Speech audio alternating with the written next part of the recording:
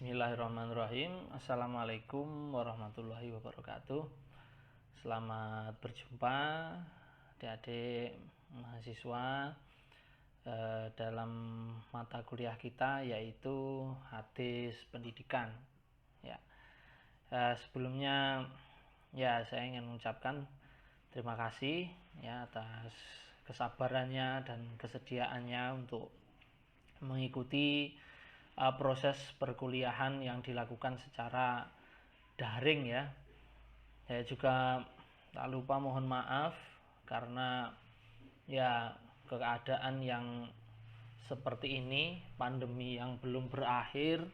Kita sebetulnya berharap bisa segera melakukan pembelajaran dengan model tatap muka, tapi sepertinya memang belum memungkinkan ya. Nah, dalam kesempatan kali ini saya ingin menyampaikan beberapa hal terkait dengan teknis perkuliahan kita ya. Untuk video materinya kita akan susun setelah ini. Jadi dalam format perkuliahan daring itu kita akan menggunakan platformnya ya. Platformnya adalah e-learning. Nah, hanya seperti ini.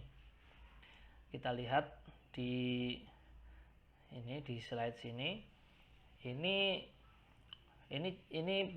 format perkuliahan saya sewaktu di mata kuliah studi Al-Qur'an di semester 1. Jadi nanti di e-learning kalian nanti akan saya berikan kode aksesnya, sekarang masih belum.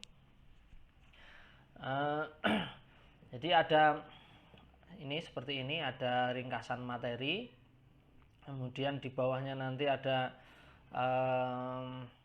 referensi-referensi atau mungkin artikel-artikel yang terkait, yang relevan, yang bisa kalian pelajari dari internet begitu, atau dari jurnal ilmiah. Kemudian di sini nanti ada absensi.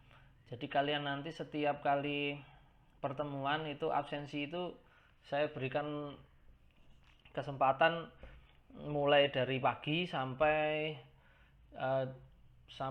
jam 11 malam.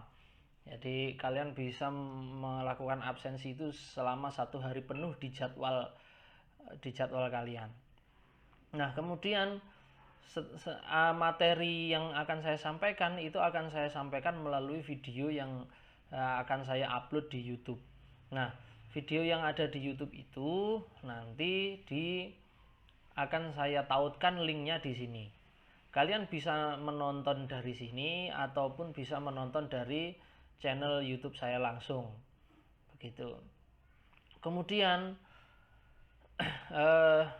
kadang-kadang e-learning itu agak error ya, agak bermasalah begitu. Terus kemudian kalian tidak bisa absensi, maka wajib hukumnya bagi kalian untuk absensi di kolom komentar. Jadi setiap kali nanti kalian melihat video saya itu silahkan dikomentari. Tapi nanti akan saya tentukan. Jadi setiap kelas itu nanti misalkan biasanya dalam satu pertemuan itu saya mengupload biasanya 5 sampai 6 video dengan durasi masing-masing 10 menit biasanya. Nah, itu nanti kalian akan saya beritahu harus komentar di video nomor berapa begitu.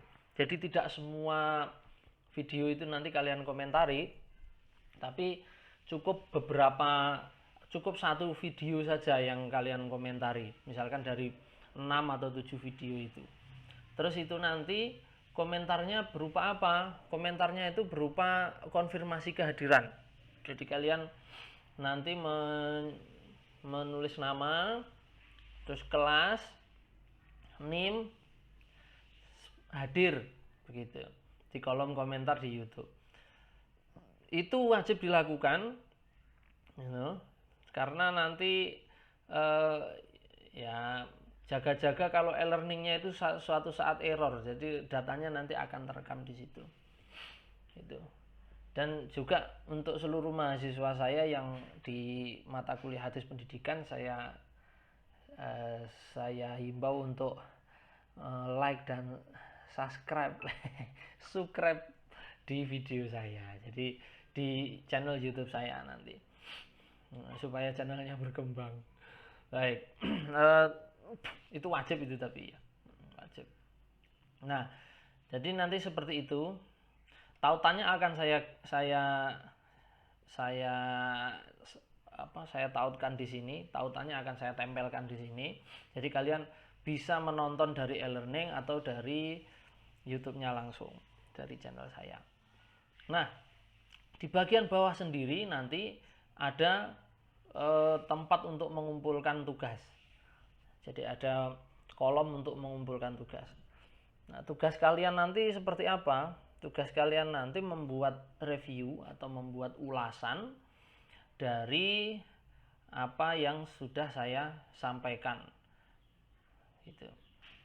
Nah, formatnya apa saja itu nanti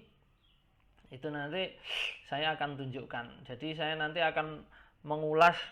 Jadi urutannya begini nanti ulasan saya itu. Ulasan saya itu nanti pertama mengulas tentang matan hadis dengan tema apa begitu, misalkan temanya etika mencari ilmu, nanti akan saya tampilkan matan hadis. Matan tahu ya, matan hadis itu redaksi hadis. Redaksi hadis itu yang biasa kita temui di internet, di buku-buku, di jurnal-jurnal, itu akan kita bawa itu redaksi. Dan redaksi itu barangkali belum ada sanadnya, jadi sanad lengkapnya mungkin belum ada, hanya redaksinya saja, misalkan seperti utlubul ilma walau bisin atau torabul ilmi faridotun. Kan kita tidak tahu itu hadisnya di kitabnya siapa, pertama kali di kitabnya siapa, terus sanadnya dari siapa sampai ke Rasulullah, kan kita tidak tahu. Nah, itu nanti akan saya ulas juga di situ. Tobakotnya, rawi-rawinya siapa saja sampai ke Nabi Muhammad. Kemudian setelah itu saya akan perlihatkan juga kepada kalian bagaimana derajat hadis itu, apakah sahih, apa hasan, apa dhaif, sesuai dengan kondisi perawinya. Setelah itu lalu akan saya berikan ulasan sedikit, penjelasan tentang substansi atau konten isi hadis itu, sesuai dengan isu-isu kontemporer yang ada saat ini gitu. Nah, kita coba lihat dulu ya, kita ke aplikasi. Nah, saya nanti akan menjelaskan hadis itu melalui bantuan dari aplikasi ini. Ini adalah aplikasi yang digunakan untuk melacak ya, aplikasi untuk melacak hadis. Jadi kita bisa melihat di sini. Aslinya ini harusnya saya itu memberikan tugas kepada kalian untuk melakukan pelacakan hadis. Kalau suasananya tidak pandemi begitu, saya itu biasanya menugasi anak-anak itu untuk melacak hadis. Jadi misalkan anak-anak itu saya suruh untuk mencari hadis sesuai tema, misalnya apa talabul ilmi faridotun, apa inamal a'malu binniyat, atau unduru ila man huwa asfala minkum, dan seterusnya itu. Kemudian saya suruh mereka untuk mencari hadis yang kamu temukan itu referensi induknya di kitab apa gitu.